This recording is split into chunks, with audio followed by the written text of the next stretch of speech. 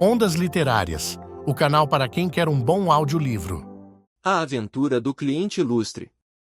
Isto agora não pode mais causar nenhum prejuízo, foi o comentário de Sherlock Holmes quando, pela 10ª vez em muitos anos, pedi seu consentimento para divulgar esta narrativa. E foi assim que, finalmente, obtive permissão para relatar o que, de certa forma, foi o momento supremo da carreira do meu amigo. Holmes e eu tínhamos uma fraqueza pelo banho turco. Foi depois de um cigarro, na agradável lassidão da sala de repouso, que o encontrei menos reticente e mais humano do que em qualquer outro lugar. No andar superior do estabelecimento, na Northumberland Avenue, há um canto isolado, com 2 sofás um ao lado do outro, e era neles que estávamos deitados no dia 3 de setembro de 1902, quando começa minha narrativa.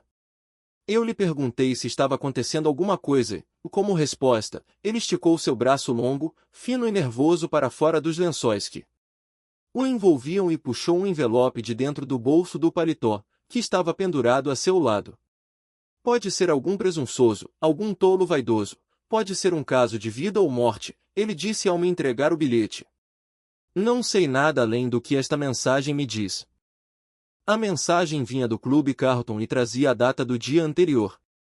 Estava escrito: Sir James Damery apresenta seus cumprimentos ao Sr. Sherlock Holmes e lhe fará uma visita amanhã às 16h30h. Sir James informa que o assunto sobre o qual deseja consultar o Sr. Holmes é bastante delicado, e também muito importante. Ele acredita, portanto, que o Sr. Holmes fará o possível para conceder-lhe esta entrevista e que a confirmará por telefone ao Clube Carlton. Não preciso dizer que confirmei a entrevista, Watson, disse Holmes quando lhe devolvi o papel. Sabe alguma coisa sobre esse homem, Damery? Apenas que seu nome é bastante conhecido na sociedade. Bem, posso contar-lhe um pouco mais do que isto. Ele tem, principalmente, a fama de tratar de negócios delicados, que precisem ser mantidos em sigilo. Você deve se lembrar das negociações dele com Sir George Lewis sobre o caso do testamento de Amerford. Ele é um homem do mundo, com uma inclinação natural para a diplomacia.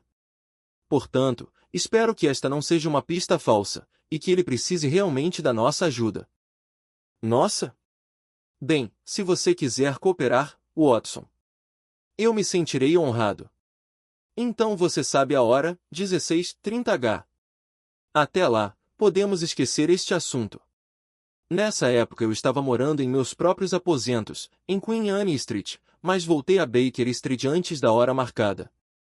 Pontualmente, meia hora depois das 16h, o coronel Sir James Damery foi anunciado. Não é necessário descrevê-lo, pois muitos se lembrarão de sua figura volumosa, fanfarrona, honesta, daquele rosto largo, barbeado e, sobretudo, daquela voz agradável e suave. Seus olhos cinzentos de irlandês irradiavam franqueza, e o bom humor brincava em seus lábios sorridentes.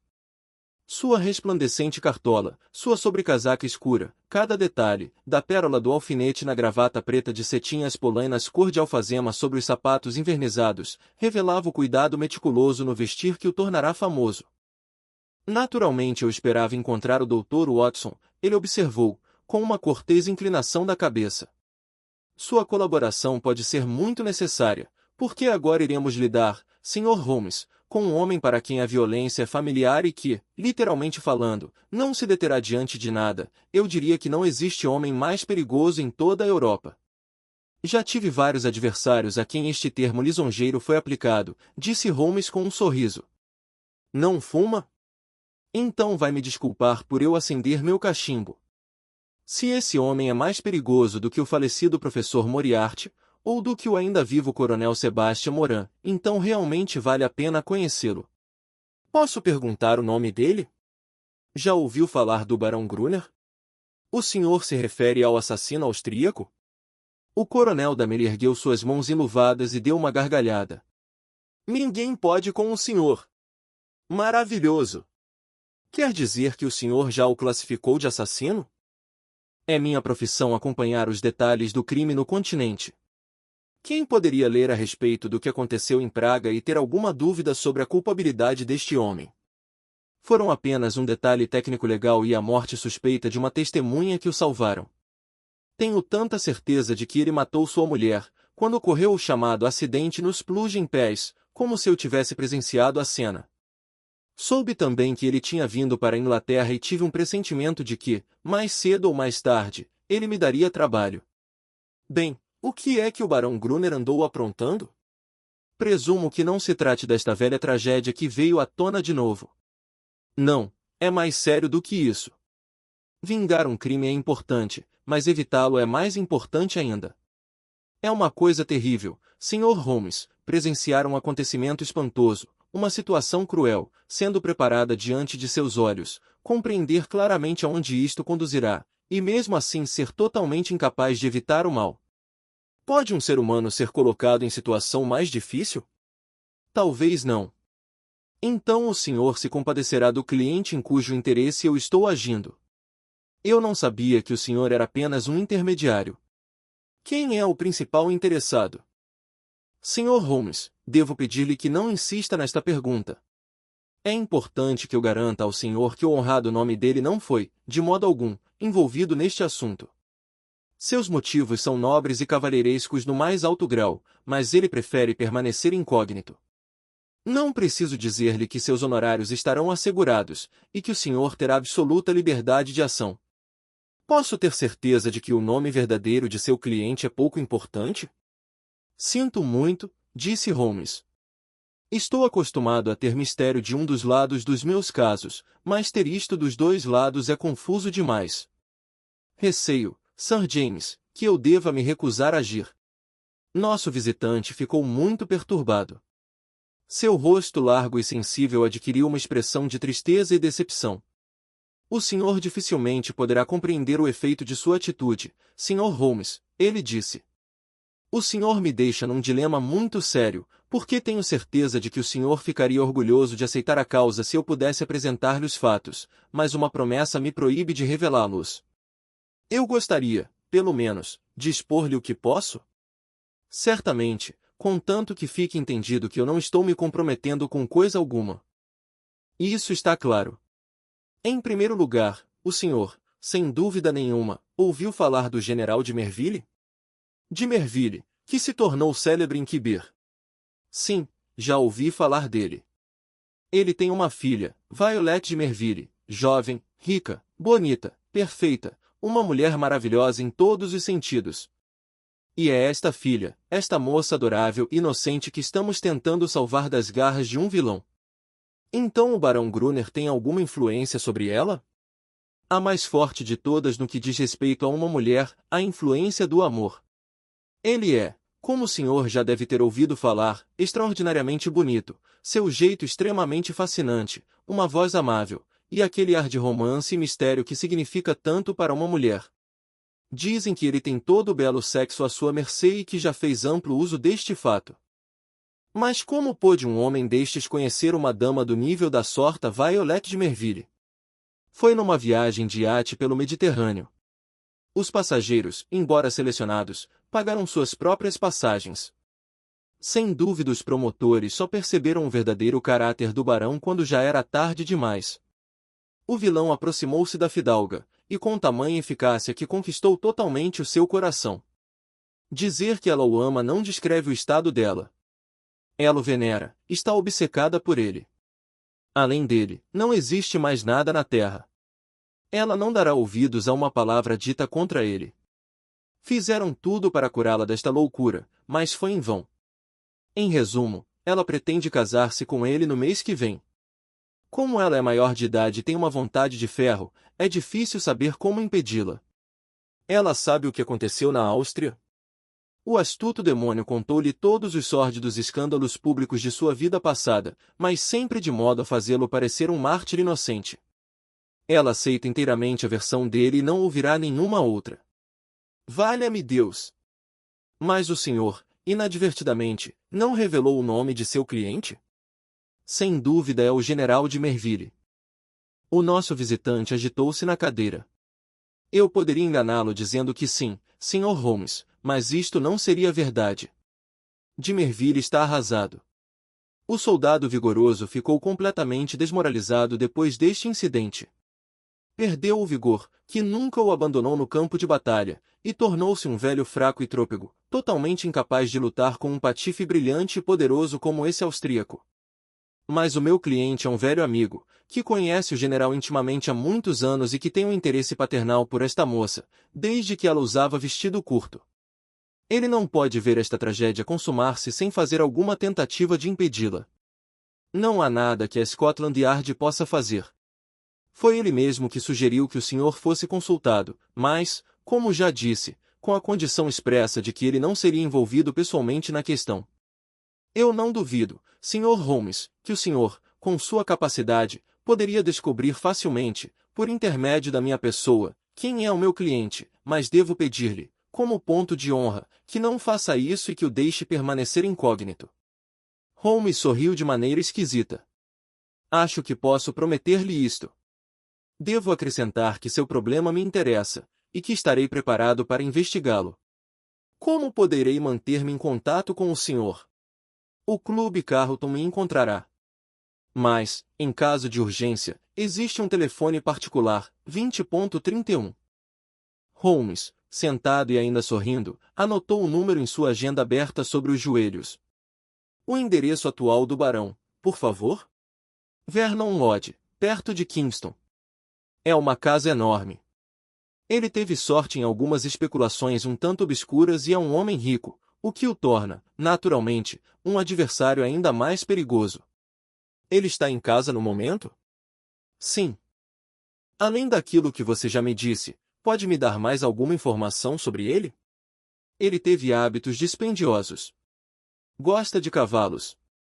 Jogou polo em Hurlingham, durante pouco tempo, mas então este assunto de praga espalhou-se, e ele foi obrigado a desistir. É um homem com forte inclinação artística. Coleciona livros e quadros. Ele é, eu creio, uma renomada autoridade em cerâmica chinesa, e escreveu um livro sobre o assunto. Uma mente complexa, disse Holmes. Todos os grandes criminosos a possuem. Meu velho amigo, Charlie Peace, era um exímio violinista. Wainwright não era um mau artista. Eu poderia citar muitos outros. Bem, Sir James, o senhor informará seu cliente que eu estou concentrando minha atenção no Barão Gruner. Não posso dizer mais nada. Tenho algumas fontes de informação particulares, e eu diria que podemos descobrir meios de resolver o assunto. Quando nosso visitante foi embora, Holmes ficou sentado meditando, durante tanto tempo que achei que ele havia se esquecido da minha presença. Mas, finalmente, ele voltou animado à terra. Bem, Watson, alguma ideia? Ele perguntou. Acho que é melhor você conhecer a jovem dama pessoalmente. Meu caro Watson, se seu pobre velho pai não consegue dissuadi-la, como posso eu, um desconhecido, convencê-la? Mesmo assim a sugestão é válida, se tudo mais falhar. Mas acho que devemos começar por um ângulo diferente. Tenho um palpite de que Shinvel Johnson poderá ajudar. Não tive ocasião de mencionar Shinvel Johnson nestas narrativas, porque raramente extraí os casos da última fase da carreira do meu amigo. Durante os primeiros anos do século ele tornou-se um assistente valioso. Johnson, lamento dizer, ficou famoso primeiro como um perigoso patife e cumpriu pena 2 vezes em Parcourt. Finalmente arrependeu-se e aliou-se a Holmes, atuando como seu agente no imenso submundo do crime de Londres, e obtendo informações que quase sempre eram de importância fundamental. Se Johnson tivesse sido um espião da polícia, logo teria sido descoberto, mas como ele lidava com casos que nunca iam diretamente para os tribunais, suas atividades nunca foram percebidas por seus companheiros. Com o glamour de suas 2 condenações, ele tinha entrada livre em todos os clubes noturnos, pardieiros e inferninhos de jogo da cidade, e sua capacidade de observação rápida e seu cérebro ágil fizeram dele um agente ideal para a obtenção de informações. E era a ele que Sherlock Holmes queria recorrer agora. Não me foi possível acompanhar os passos imediatos do meu amigo porque eu tinha alguns negócios profissionais urgentes, mas marquei um encontro com ele naquela tarde, no Simpson, onde, sentado a uma mesinha na janela da frente observando o apressado fluxo de vida no Strand, ele me contou um pouco do que acontecerá. Johnson está em ação. Ele pode encontrar alguma pista nos cantos mais escuros do submundo, porque é lá embaixo, entre as raízes obscuras do crime, que devemos procurar os segredos deste homem. Mas se a moça não quer aceitar o que já se sabe, por que alguma nova descoberta iria fazê-la mudar de ideia? Quem sabe, Watson? O coração e a mente da mulher são para o homem enigmas insolúveis. O homicídio pode ser perdoado ou explicado, mas algum crime menor pode irritar. O barão Gruner me fez uma advertência. Ele o advertiu. Oh, certamente não lhe contei os meus planos. Bem, Watson, adoro combater de perto o meu homem. Gosto de encontrá-lo cara a cara e descobrir pessoalmente de que matéria ele é feito. Após dar instruções a Johnson, tomei um táxi para Kingston e encontrei o barão num estado de espírito extremamente afável. Ele o reconheceu? Quanto a isto não houve dificuldade, porque simplesmente mandei entregar-lhe o meu cartão. Ele é um excelente adversário, frio como o gelo, voz macia e tão tranquilizadora como qualquer um de seus médicos especialistas, e venenoso como uma cascavel. Ele tem raça, um verdadeiro aristocrata do crime, lembrando ao mesmo tempo o chá das 5 e toda a crueldade do túmulo. Sim, estou satisfeito por ter voltado minha atenção para o barão Gruner. Você disse que ele foi afável? Um gato ronronando porque pensa que tem um rato em perspectiva. A afabilidade de certas pessoas é mais mortal do que a violência de almas mais rudes. Seu cumprimento foi característico. Pensei que iria, com toda certeza, vê-lo mais cedo ou mais tarde, Sr. Holmes, ele disse. O senhor deve ter sido contratado pelo general de Merville para tentar impedir o meu casamento com a filha dele, Violet. É isso, não? Concordei. Meu caro, ele disse, o senhor apenas arruinará sua merecida reputação. Este não é um caso em que possa ter êxito. Seu trabalho será infrutífero, para não falar que estará sujeito a algum perigo. Deixe-me adverti-lo veementemente para que se afaste de vez. É curioso, respondi, pois é o mesmo conselho que pretendia lhe dar. Respeito a sua inteligência, barão, e o pouco que vi de sua personalidade não a diminui em meu conceito. Deixe-me expor-lhe isto, de homem para homem. Ninguém deseja revolver seu passado e deixá-lo excessivamente desconfortável. O que passou, passou e o senhor agora está em águas tranquilas, mas, se insistir neste casamento, vai atiçar um enxame de inimigos poderosos, que não o deixarão em paz até que tenham inflamado a Inglaterra o bastante para que o agarrem. Será que o jogo vale a pena? Certamente, seria mais prudente deixar a moça em paz. Não seria agradável para o senhor se esses fatos do seu passado fossem levados ao conhecimento dela. O barão tem, embaixo do nariz, pequenas pontas engorduradas de cabelo semelhantes às curtas antenas de um inseto. Esses cabelos tremiam enquanto o barão ouvia, e ele, finalmente, deu uma risadinha. Desculpe-me por ter achado graça, Sr. Holmes, ele disse, pois realmente é divertido vê-lo tentando jogar sem ter cartas na mão. Acho que ninguém poderia fazê-lo melhor, mas, de qualquer maneira, é um tanto patético. Nenhuma carta na mão, Sr. Holmes, nada, nem a menor delas. É o que o senhor pensa. É o que sei. Deixe-me esclarecer uma coisa para o senhor, porque o meu jogo é tão forte que posso me dar ao luxo de mostrá-lo. Tive a sorte de conquistar a afeição dessa dama. Essa afeição foi-me dedicada apesar de eu ter lhe contado muito claramente todos os incidentes infelizes da minha vida passada. Também disse a ela que certas pessoas perversas e mal-intencionadas, espero que o senhor reconheça que está entre elas, iriam contar-lhe essas coisas, e a preveni, para que soubesse como tratá-las. O senhor já ouviu falar em sugestão pós-hipnótica, Sr. Holmes? Bem, o senhor verá como ela funciona, porque um homem de personalidade pode usar o hipnotismo sem aplicar passes ou outras tolices vulgares. De modo que ela está preparada para o senhor e, não tenho dúvida, irá conceder-lhe uma entrevista, pois é bastante submissa à vontade paterna, exceto neste assunto. Bem, Watson, parecia que não havia mais nada a dizer, de modo que eu me despedi da maneira mais digna e fria que pude, mas quando eu estava com a mão na maçaneta da porta, ele me fez parar. A propósito, Sr. Holmes, ele disse, o senhor conhece o agente francês Lebrun? Conheço, respondi. O senhor sabe o que aconteceu com ele?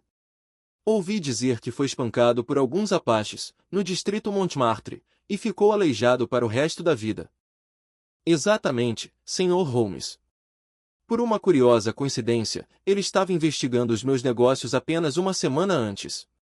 Não faço o mesmo, Sr. Holmes, pois não dá sorte. Muitos descobriram isso. Minha última palavra é: siga seu próprio caminho e deixe que eu siga o meu. Adeus. Foi isso, Watson. Você agora está atualizado. O sujeito parece perigoso. Muitíssimo perigoso. Eu desprezo o fanfarrão, mas ele é o tipo do homem que diz muito menos do que aquilo que pretende fazer. Você precisa interferir? Importa realmente se ele se casar com a moça? Considerando que ele, sem dúvida nenhuma, assassinou sua última esposa, eu diria que importa muito. Além disso, o cliente. Bem, não precisamos discutir isto. Quando você terminar seu café, será melhor vir comigo até minha casa, pois o jovial Chinvel estará lá com seu relatório. Nós o encontramos mesmo, um homem enorme, rude, de rosto vermelho, com olhos pretos e vivos, único sinal exterior de uma mente muito ágil. Parece que ele havia penetrado naquilo que era tipicamente o seu mundo, e ao lado dele, no sofá, estava um tipo que ele havia trazido, uma jovem esbelta, vistosa, de rosto pálido e enérgico, mas tão devastada pelo pecado e pela tristeza que era possível perceber os anos terríveis que haviam deixado nela a sua marca. Esta é a sorte Kitty Winter, disse Chinvel Johnson, balançando sua gorda mão num gesto de apresentação. O que ela não sabe, bem, olhe, ela mesma falará. Botei as mãos nela, Sr. Holmes, uma hora depois de ter recebido sua mensagem. Sou fácil de ser encontrada, disse a jovem. Que inferno, Londres, sempre me encontram. O mesmo endereço para o gordo Chinvel. Somos velhos companheiros, o gordo, você e eu. Mas valha-me Deus! Há um outro que devia estar lá embaixo, num inferno ainda pior do que o nosso se houvesse justiça no mundo. Esse é o homem que o senhor está procurando, Sr. Holmes. Holmes sorriu. Entendo que está nos desejando boa sorte, Sorta Winter. Se eu puder ajudar a levá-lo para o lugar onde ele devia estar, pode contar comigo, disse a nossa visitante com uma energia feroz.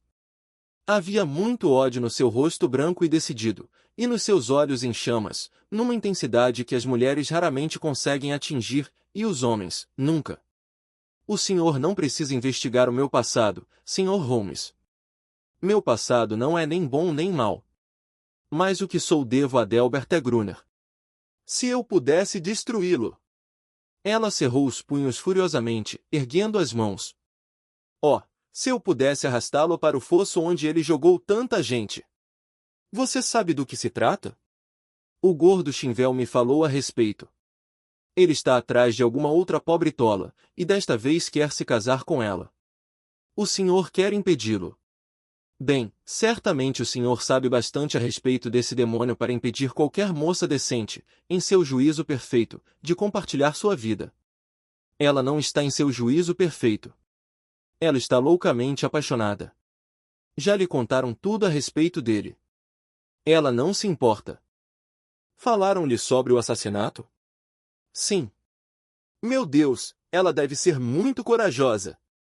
Ela refuta tudo como sendo calúnias. O senhor não poderia colocar provas diante de seus olhos estúpidos?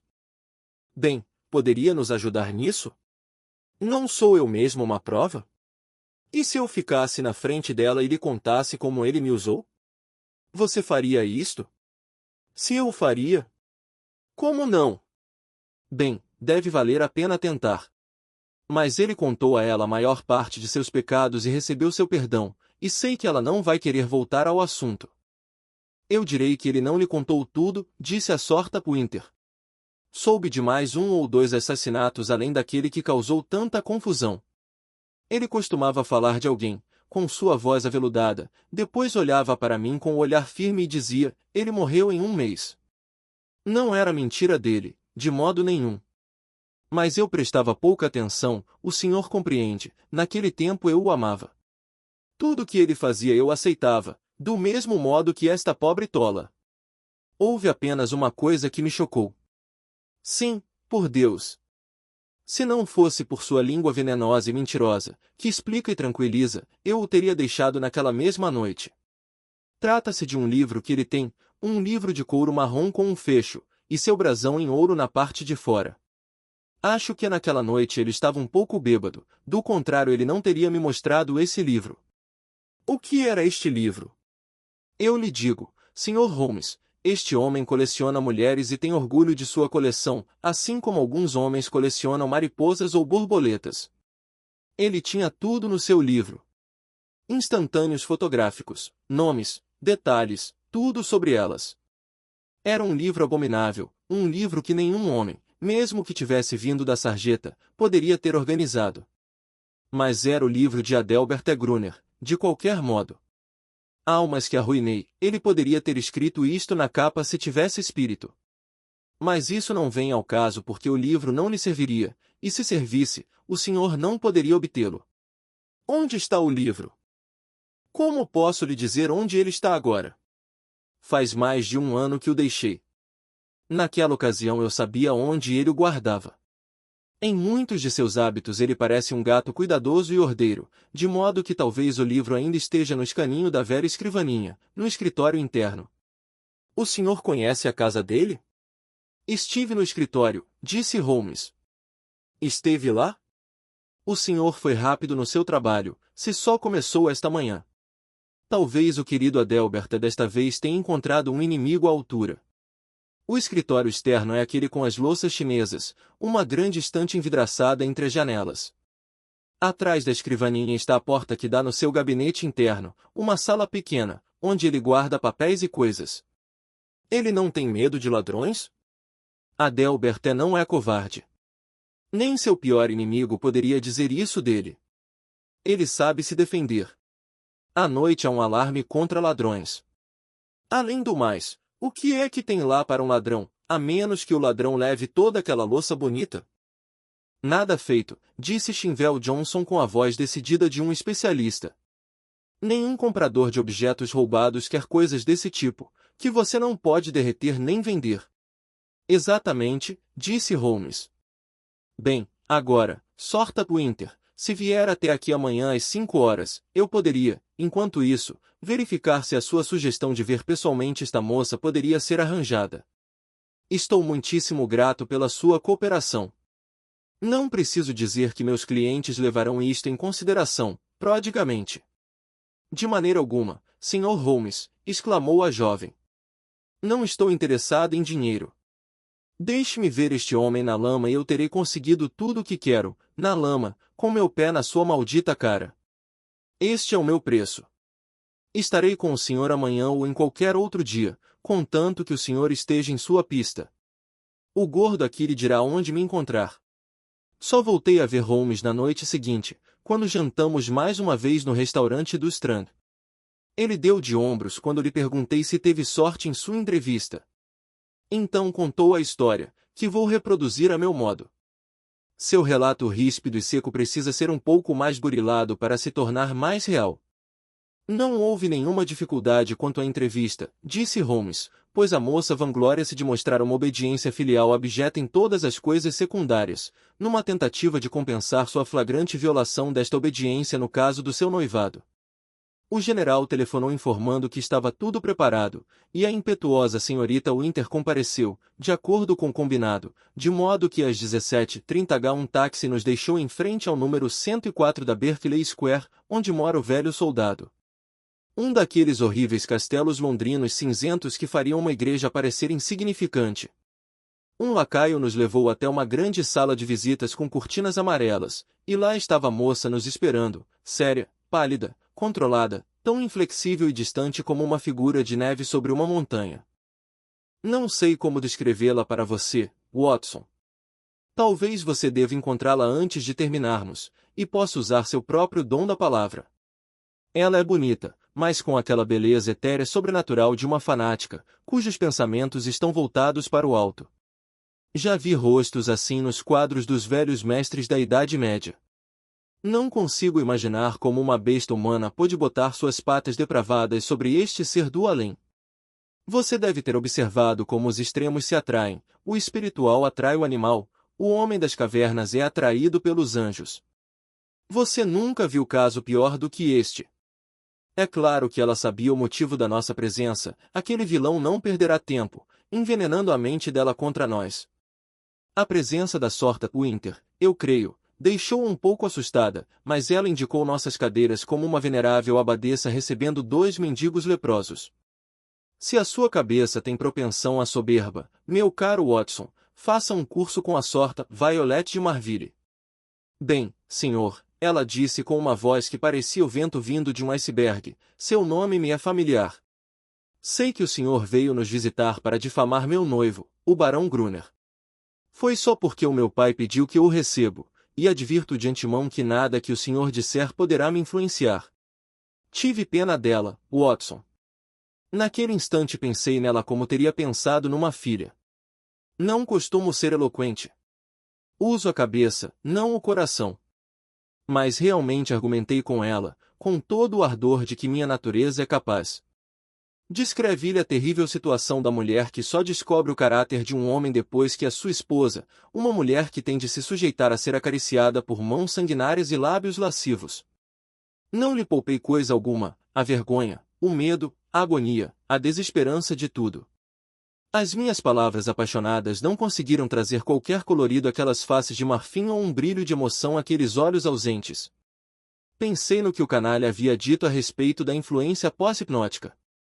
Podia-se realmente acreditar que ela estava vivendo acima da terra, em algum sonho estático. Mas não havia nada de vago em suas respostas.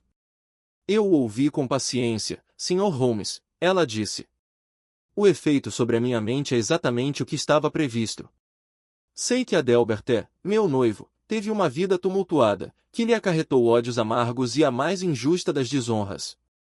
O senhor é apenas o último de uma série de pessoas que me contaram calúnias a seu respeito. Possivelmente está bem intencionado, embora eu saiba que é um agente pago e que estaria tão disposto a agir a favor do barão como contra ele. Mas, de qualquer modo, quero que compreenda de uma vez por todas que eu o amo e que ele me ama, e que a opinião do mundo inteiro não significa mais para mim do que o chiurear daqueles pássaros do lado de fora da janela. Se a sua natureza nobre, alguma vez, por um instante, degradou-se, pode ser que eu tenha sido especialmente enviada para conduzi-la ao seu verdadeiro nível elevado. Eu não estou sabendo, aqui ela olhou minha acompanhante, quem é esta jovem senhora? Eu estava prestes a responder quando a moça começou a falar como um turbilhão. Se alguma vez você viu fogo e gelo face a face, eram aquelas 2 mulheres. Eu vou lhe dizer quem sou, ela gritou, saltando da cadeira, a boca retorcida pela emoção. Sou sua última amante. Sou uma entre as 100 que ele tentou, usou, arruinou e atirou na pilha de refugos, como fará com você também. Sua pilha de refugos mais parece um túmulo e talvez assim seja melhor. Eu lhe direi, mulher tola, se vier a se casar com este homem, ele será como a morte para você. Pode ser um coração dilacerado, ou talvez, um pescoço quebrado, mas ele o fará, de uma maneira ou de outra. Não é por amor a você que estou falando. A mim não importa que você viva ou morra. É por ódio, para contrariá-lo e para devolver-lhe tudo o que me fez.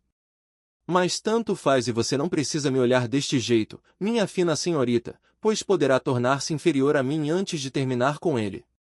Prefiro não discutir esses assuntos, disse a senhorita de Merville friamente.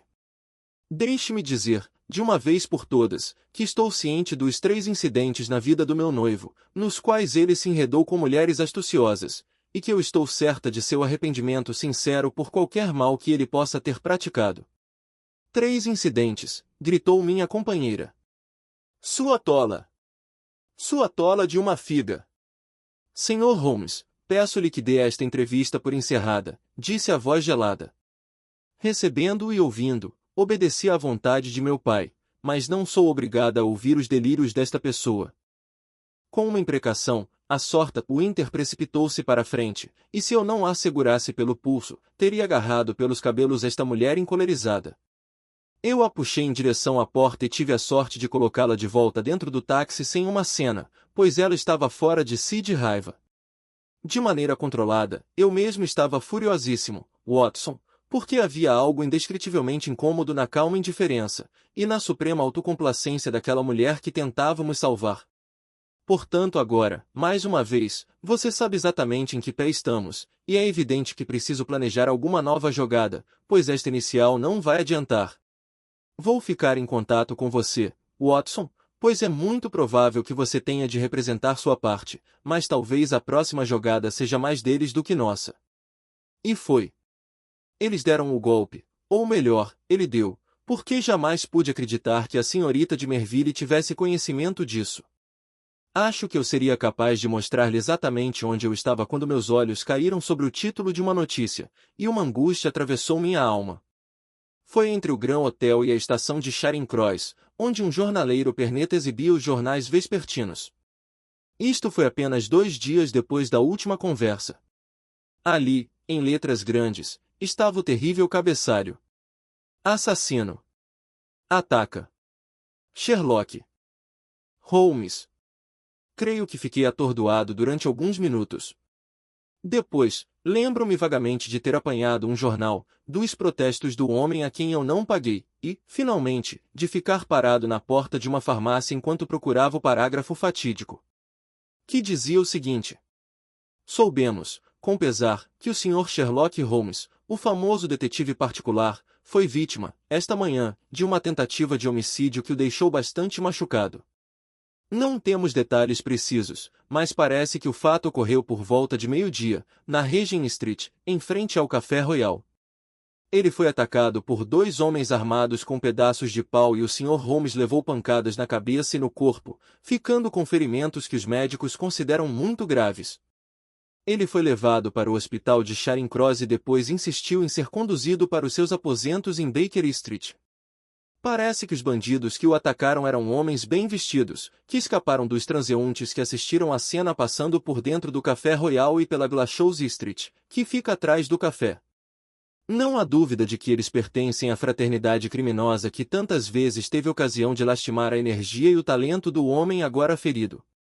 Não preciso dizer que mal acabará de dar uma olhada na notícia e já saltava para dentro de um coche, seguindo para Baker Street.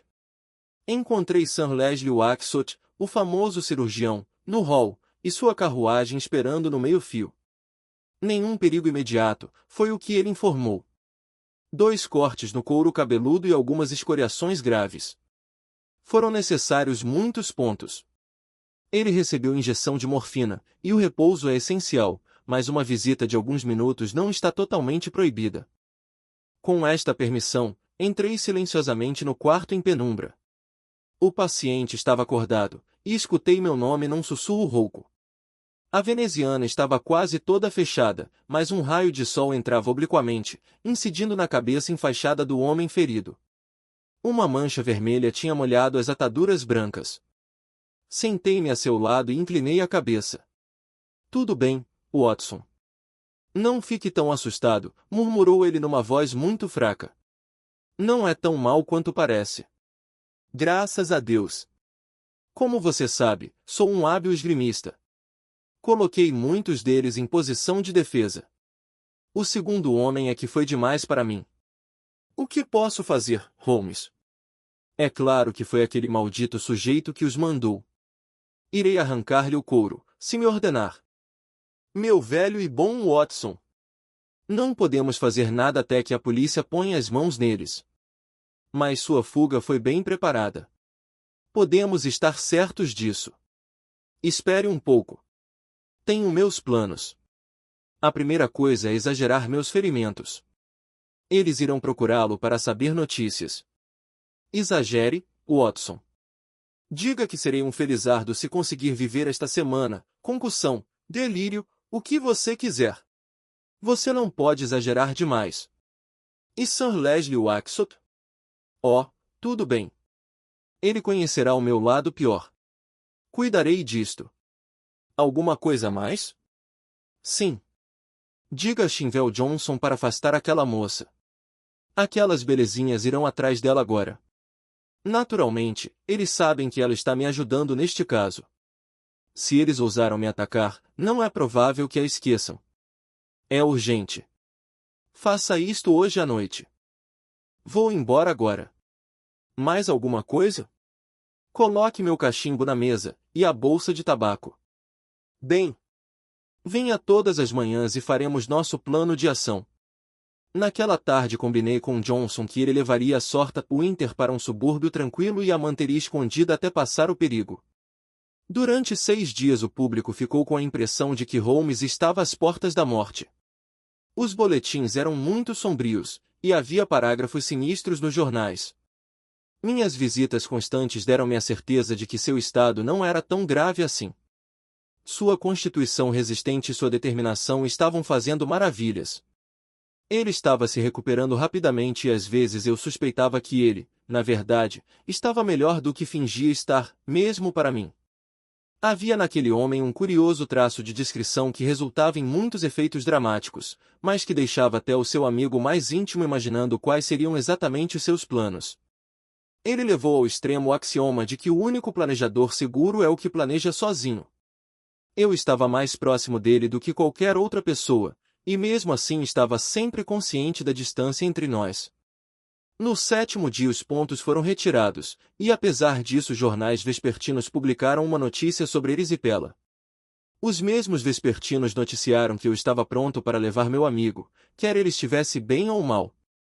E dizia simplesmente que, entre os passageiros do navio Ruritania, da empresa Cunard, que partia de Liverpool na sexta-feira, estava o barão Adelbert Gruner, que tinha de tratar de alguma transação financeira importante nos Estados Unidos antes de seu casamento com a Sorta.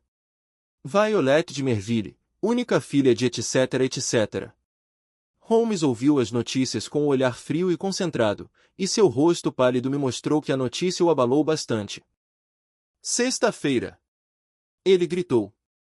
Apenas 3 dias. Acho que o velhaco quer se colocar fora de perigo. Mas ele não o fará, Watson. Por Deus, ele não o fará. Agora, Watson, preciso que você faça uma coisa para mim. Estou aqui para ser útil, Holmes. Bem, então dedique as próximas 24 horas a um estudo intensivo de cerâmica chinesa. Ele não deu explicação e eu não pedi nenhuma. Por meio de longa experiência eu aprenderá a sabedoria da obediência. Mas quando saí do seu quarto, desci a Baker Street me perguntando como eu iria cumprir uma ordem tão estranha. Finalmente, segui para a Biblioteca de Londres, em James Square, expus o assunto ao meu amigo Lomax, o bibliotecário assistente, e saí com um volume respeitável debaixo do braço. Dizem que o advogado que estuda um caso com zelo, mas às pressas, a fim de interrogar uma testemunha especialista na segunda-feira, no sábado já esqueceu todo o conhecimento que foi obrigado a adquirir. Claro que eu agora não gostaria de bancar uma autoridade em cerâmica. Mesmo assim, durante toda aquela tarde e toda aquela noite, com um pequeno intervalo para descanso, e durante toda a manhã seguinte, eu estava absorvendo conhecimentos e decorando nomes. Aprendi sobre os carimbos em ouro e prata dos grandes artistas decoradores, sobre o mistério das datas cíclicas, os símbolos do Ung-Wu e sobre as belezas do Yungdrô, sobre os manuscritos de Tang Ying e as glórias do período primitivo do Sung e do Yuan. Na tarde seguinte, quando visitei Holmes, já estava de posse de todas essas informações. Ele já estava fora da cama, embora não se pudesse adivinhar isto pelas notícias publicadas, e estava sentado em sua poltrona preferida, com a cabeça enfaixada apoiada na mão. Ora, Holmes, eu disse, quem acredita em jornais pensa que você está morrendo. É esta, ele disse, a impressão que pretendo dar. E então, Watson, já aprendeu sua lição? Pelo menos tentei. Ótimo. Você conseguiria manter uma conversa inteligente sobre o assunto? Creio que sim. Então, pegue aquela caixinha na prateleira sobre a lareira. Ele abriu a tampa e tirou um pequeno objeto, cuidadosamente enrolado em magnífica seda oriental. Desembrulhou-o e fez surgir um pires pequeno e delicado, do mais belo azul escuro. É preciso segurar com cuidado, Watson. Esta é a verdadeira porcelana chinesa casca de ovo, da dinastia Ming. Nenhuma peça mais delicada jamais passou pela Christie's. Um aparelho completo desta cerâmica é digno de um resgate real. Na verdade, não se sabe se existe um conjunto completo fora do Palácio Imperial de Pequim. Este pires deixaria maluco um verdadeiro conhecedor. O que devo fazer com isto? Holmes me estendeu um cartão onde estava impresso, Dr. Hill Barton, 369, Half Moon Street. Este será o seu nome esta tarde, Watson. Você irá visitar o Barão Gruner. Sei alguma coisa a respeito de seus hábitos, e às 20h30 ele provavelmente estará livre. Um bilhete avisará antes que você vai visitá-lo, e você dirá que está levando um exemplar de um aparelho de porcelana Ming muito raro. Você pode também ser um médico, já que este é um papel que você pode desempenhar sem duplicidade. Você é um colecionador, este aparelho lhe chegou às mãos, você ouviu falar do interesse do barão pelo assunto e não se recusa a vendê-lo por um determinado preço. Que preço? Boa pergunta, Watson. Você certamente se daria mal se não soubesse o preço de sua mercadoria. Este pires foi Sir James que conseguiu para mim, e suponho que faça parte da coleção do cliente dele. Você não estará exagerando se disser que dificilmente pode haver outra peça igual no mundo. Eu poderia sugerir que o aparelho fosse avaliado por um especialista. Excelente, Watson. Você está brilhante hoje. Sugira Christie ou Sotebe. A sua delicadeza impede que você mesmo determine o preço. E se ele não quiser me receber? Oh, sim, ele o receberá. Ele sofre da mania de coleção sob a forma mais aguda, e principalmente deste tipo de coleção, porque é uma autoridade reconhecida neste assunto. Sente-se, Watson, e eu ditarei a carta. Não há necessidade de resposta. Você simplesmente dirá que vai vê-lo e por quê. A carta era um documento admirável, curto, polido e estimulante para a curiosidade de um connoisseur. Foi enviada por um mensageiro. Na mesma noite, com o precioso pires na mão e o cartão do Dr. Hill Barton no bolso, parti para minha aventura. A beleza da casa e dos jardins indicava que o Barão Gruner era, como Sir James havia dito, um homem muito rico. Um acesso longo e curvo, com arbustos raros de ambos os lados, dava numa grande praça de cascalho adornada com estátuas. A casa foi construída por um rei do ouro sul-africano, nos dias do grande boom, e a casa comprida e baixa, com suas pequenas torres nas extremidades, apesar de ser um pesadelo arquitetônico, era imponente em seu tamanho e solidez. Um mordomo, que mais parecia um bispo, me fez entrar e entregou-me a um lacaio vestido com roupa de pelúcia, que me levou à presença do barão. Ele estava de pé diante de uma grande estante aberta que ficava entre as janelas e que continha parte de sua coleção chinesa. Quando entrei, ele virou-se, tendo na mão um pequeno vaso marrom. Queira sentar-se, por favor, doutor, ele disse. Eu estava examinando meus tesouros e me perguntando se poderia arcar com despesas para aumentar esta coleção. Este pequeno exemplar Tang, que data do século VII, provavelmente lhe interessaria. Tenho certeza de que nunca viu artesanato mais admirável ou um polimento mais magnífico. O senhor trouxe o pires Mind que falou? Desembrulhei-o cuidadosamente e o entreguei a ele. Ele sentou-se à sua escrivaninha, puxou a lâmpada, pois estava ficando escuro, e passou a examiná-lo. A luz amarela batia em seu rosto, e pude observá-lo atentamente. Era de fato um homem bonito. Sua fama europeia de beleza era inteiramente merecida. Sua altura era mediana, mas ele tinha traços graciosos e enérgicos. Seu rosto era moreno, quase oriental, com grandes olhos escuros e lânguidos que podiam facilmente provocar uma fascinação irresistível nas mulheres. Seu cabelo e o bigode eram negros e lustrosos, e o bigode era curto, pontudo e cuidadosamente encerado. Seus traços eram regulares e agradáveis, com exceção de sua boca reta de lábios finos. Se alguma vez vi a boca de um assassino, ali estava ela, um talhe cruel e duro em seu rosto, cerrada, inexorável e terrível. Ele não deveria ter afastado o bigode da boca deixando-a descoberta, pois ela era um sinal de perigo, um aviso da natureza às suas vítimas. Sua voz era sedutora e suas maneiras perfeitas. Quanto à idade, eu teria calculado um pouco mais de 30 anos, embora seu registro mostrasse mais tarde que ele tinha 42. Muito bonito, realmente muito bonito. Ele disse depois de algum tempo. E o senhor diz que tem um jogo com meia dúzia deles. O que me intriga é que eu não tenha ouvido falar de peças tão magníficas. Eu sabia de apenas um na Inglaterra que poderia se comparar a este, mas com certeza não está à venda. Seria indiscrição se eu lhe perguntasse, Dr. Hill Barton, como o obteve? Será que isto realmente tem importância? Perguntei com o ar mais displicente que consegui exibir. O senhor pode ver que a peça é genuína, e quanto ao valor, eu me contento em aceitar a avaliação de um perito.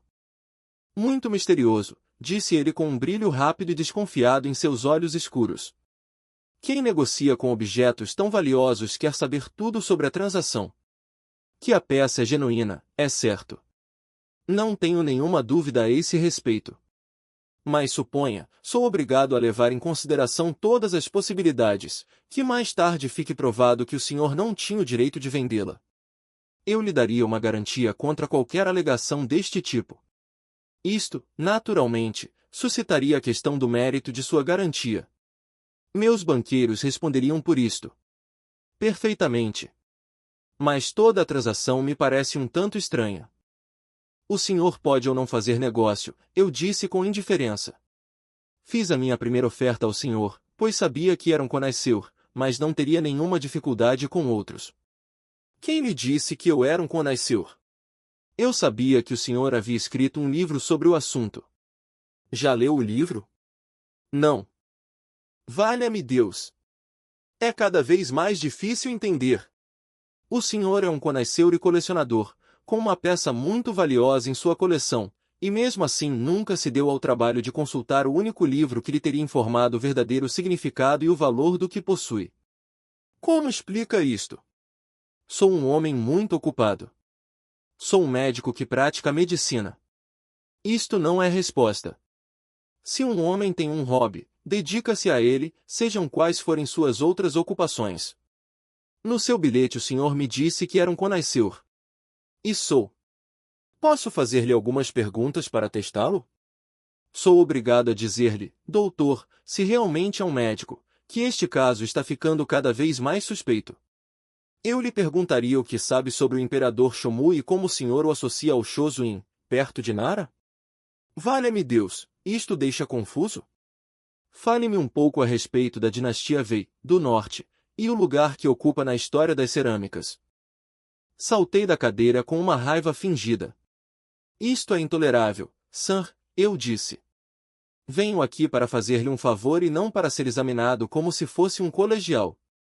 Meu conhecimento sobre estes assuntos pode ser inferior ao seu, mas, certamente, não responderei a perguntas feitas de maneira tão ofensiva. Ele me olhou com firmeza. A languidez havia desaparecido de seus olhos. De repente, eles brilharam de raiva. Houve um cintilar de dentes por entre aqueles lábios cruéis. Qual é o jogo? O senhor está aqui como espião. O senhor é um emissário de Holmes. Isto é um estratagema contra mim. Ouvi dizer que o sujeito está morrendo, de modo que ele envia seus instrumentos para me vigiar. O senhor poderá achar mais difícil sair daqui do que entrar. Ele ficou de pé num salto, e eu recuei, preparando-me para um ataque, pois o homem estava fora de si de raiva. Ele devia ter suspeitado de mim desde o início. Certamente este interrogatório mostrou-lhe a verdade, mas estava claro que eu não conseguiria enganá-lo. Ele enfiou a mão numa gaveta lateral e tateou com raiva entre os papéis. Nesse momento, ele ouviu alguma coisa, porque parou e ficou prestando atenção. Ah! Ele gritou. Ah! E correu para dentro do aposento que ficava atrás dele. Em 2 passos cheguei até a porta aberta, e minha mente sempre se recordará nitidamente da cena ali dentro. A janela que dava para o jardim estava totalmente aberta. Ao lado dela estava Sherlock Holmes parecendo um terrível fantasma, a cabeça envolta em ataduras ensanguentadas, o rosto contraído e branco. No instante seguinte ele atravessava a brecha da janela, e ouvi o estrondo de seu corpo entre os arbustos de louro do lado de fora. Com um gemido de raiva, o dono da casa precipitou-se atrás dele até a janela aberta. E então? Aconteceu num instante, e mesmo assim eu vi claramente. Um braço de mulher, surgiu por entre as folhagens. Na mesma hora o barão deu um grito terrível, um uivo que ressoará eternamente em meus ouvidos. Ele bateu com as 2 mãos no rosto e começou a correr em círculos pelo aposento, batendo com a cabeça nas paredes. Depois caiu no tapete, rolando e retorcendo-se, enquanto seus gritos ressoavam pela casa. Água! Pelo amor de Deus, água! Ele gritava. Peguei uma garrafa numa mesa lateral e corri em seu auxílio. Neste momento o mordomo e vários criados entraram vindos do hall. Lembro que um deles desmaiou quando me ajoelhei ao lado do homem ferido e virei aquele rosto horrível para a luz da lâmpada. O ácido sulfúrico estava comendo tudo e pingando das orelhas e do queixo. Um olho já estava branco e vidrado. O outro, vermelho e inflamado. As feições que eu admirara alguns minutos antes pareciam agora uma bela pintura sobre a qual o artista passou uma esponja úmida e imunda. Elas estavam borradas, descoloridas, medonhas, não pareciam humanas. Em poucas palavras expliquei exatamente o que havia ocorrido, em relação ao ataque com o ácido. Alguns saltaram pela janela e outros correram para fora, em direção ao gramado, mas estava escuro e começara a chover. No meio dos gritos a vítima enfurecia-se e ameaçava o vingador. Foi aquela mulher vingativa, Kitty Winter. Ele gritou. Oh, aquele demônio! Ela pagará por isto! Ela pagará! Oh, Deus do céu, esta dor é mais do que eu posso suportar. Banhei seu rosto com óleo, coloquei algodão nas partes em carne viva e dei-lhe uma injeção de morfina. Toda a desconfiança que ele tinha de mim desapareceu com o choque, e ele agarrava-se às minhas mãos como se eu tivesse o poder, ainda agora, de desembaçar aqueles olhos de peixe morto que se fixavam em mim. Eu poderia ter chorado diante daquela ruína se não me lembrasse muito bem da vida depravada que provocara aquela transformação medonha. Era repugnante sentir o toque de suas mãos queimadas, e fiquei aliviado quando o médico da família, e logo depois um especialista, chegaram para me aliviar do meu fardo. Um inspetor de polícia também havia chegado, e eu entreguei a ele o meu verdadeiro cartão. Teria sido inútil e imprudente agir de outra forma, porque sou quase tão conhecido de vista pela Scotland Yard quanto o próprio Holmes. Em seguida, saí daquela casa de tristeza e terror. Uma hora depois eu estava em Baker Street. Holmes estava sentado em sua cadeira de sempre e parecia muito pálido e exausto. Além de seus ferimentos, mesmo os seus nervos de aço ficaram abalados pelos acontecimentos da tarde, e ele ouviu com horror o meu relato sobre a transformação do barão. O preço do pecado, Watson, o preço do pecado. Ele disse. Mais cedo ou mais tarde ele terá de ser pago. Deus sabe que havia pecado suficiente, acrescentou pegando um livro marrom que estava na mesa. Este é o livro de que a mulher falou. Se isto não desmanchar o noivado, nada jamais o fará. Mas este livro conseguirá, Watson. Tem de consegui-lo. Nenhuma mulher que se preza poderia suportar isto. É seu diário de amor? Ou seu diário de luxúria? Chame isto como quiser. Quando a mulher nos falou do livro, percebi que havia ali uma arma tremenda, se pudéssemos botar as mãos nele. Na hora, não disse nada que revelasse meus pensamentos, pois aquela mulher poderia me trair e contar a ele. Mas refleti sobre o assunto. Depois, esse ataque que sofri deu-me a oportunidade de fazer o barão pensar que não precisava tomar nenhuma precaução contra mim. Foi tudo providencial. Eu teria esperado mais um pouco, porém sua viagem aos Estados Unidos me obrigou a agir. Ele nunca deixaria para trás um documento tão comprometedor. Portanto, precisávamos agir imediatamente. Um assalto à noite é impossível. Ele toma precauções. Mas havia uma chance à tarde, se eu pelo menos pudesse ter certeza de que a atenção dele estaria ocupada. Foi aí que você e o seu Pires entraram em ação. No entanto, eu precisava ter certeza do lugar onde estava o livro, e sabia que tinha apenas alguns minutos para agir, porque o meu tempo seria limitado pelos seus conhecimentos de porcelana chinesa. Por isso trouxe a moça comigo no último momento. Como eu poderia ter adivinhado que continha o pacotinho que ela carregava com tanto cuidado debaixo da capa? Pensei que ela estivesse a meu serviço, mas parece que a moça tinha um trabalho próprio a realizar. Ele adivinhou que eu fora mandado por você. Eu temia isso. Mas você o manteve no jogo o suficiente para que eu pudesse pegar o livro, embora não o suficiente para uma fuga despercebida. Ah, Sir James, estou muito satisfeito por ter vindo. Nosso elegante amigo apareceu, atendendo a uma convocação prévia. Ele ouviu com a maior atenção o relato de Holmes sobre os acontecimentos. Vocês fizeram maravilhas, maravilhas! Ele exclamou quando acabou de ouvir a narrativa. Mas se esses ferimentos são tão terríveis quanto o Dr. Watson os descreve, certamente nosso objetivo de impedir o casamento está garantido, sem a necessidade de se fazer uso deste livro horrendo. Holmes sacudiu a cabeça. Mulheres do tipo da de Merville não agem desta forma. Ela o amara ainda mais como um mártir desfigurado. Não, não. É o seu lado moral, não físico, que precisamos destruir.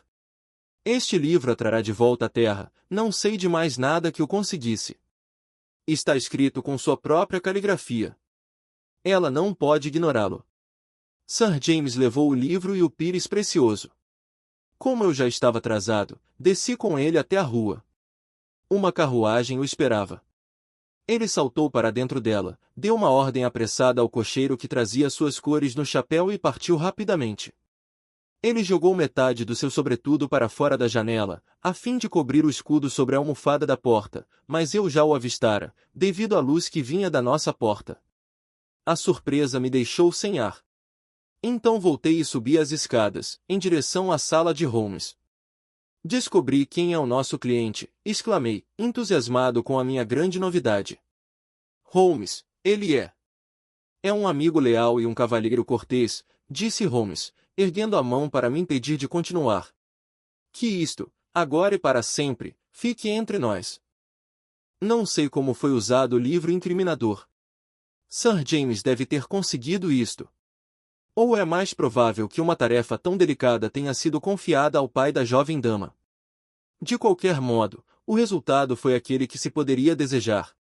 3 dias depois apareceu uma nota no The Morning Post dizendo que o casamento do barão Adelbert E. Gruner com a sorta Violet de Merville não seria realizado. O mesmo jornal trazia os primeiros depoimentos do processo contra a sorta Kitty Winter, acusada de ter jogado ácido sulfúrico. Surgiram tantas circunstâncias atenuantes durante o julgamento, que a sentença, como devem lembrar-se, foi a menor possível para um crime desse tipo. Sherlock Holmes foi ameaçado com uma ação judicial por roubo e arrombamento, mas quando um objetivo é bom e o cliente é suficientemente ilustre, até a rígida lei britânica torna-se humana e elástica. Meu amigo até agora não foi para o banco dos réus. Obrigado por assistir. Se esse conteúdo lhe foi útil, deixe um like, se inscreva no canal e que Deus te abençoe.